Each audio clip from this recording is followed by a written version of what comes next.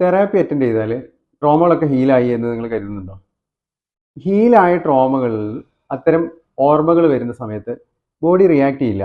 എന്നാൽ ട്രോമകൾ ഹീലായിട്ടില്ലെങ്കിലോ ആ സമയത്ത് നമ്മുടെ ചിന്തകളെയും നമ്മുടെ ഇമോഷൻസിനെയും നമ്മളെ ചുറ്റുമുള്ള ആളുകളോടൊക്കെ നമ്മളെ റിലേഷൻഷിപ്പുകളിലൊക്കെ നമ്മളെ റെസ്പോൺസസും മൊത്തത്തിൽ നമ്മുടെ ലൈഫിൽ ഫിസിക്കലിയും അത് എഫക്റ്റ് ചെയ്യും.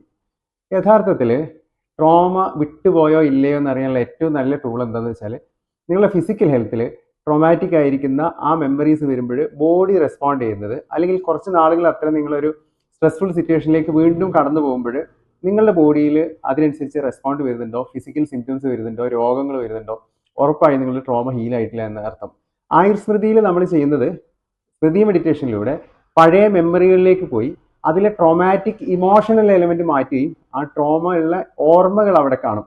അങ്ങനെ ഓർമ്മകൾ നമുക്ക് മായ്ക്കാൻ പറ്റില്ല, അത് റിലേറ്റഡ് ആയിരിക്കുന്ന ഇമോഷൻസ് ആണ് നമ്മൾ ക്ലെൻസ് ചെയ്യുക. അതാണ് സ്മൃതി മെഡിറ്റേഷന്റെ ബേസിക് തീം.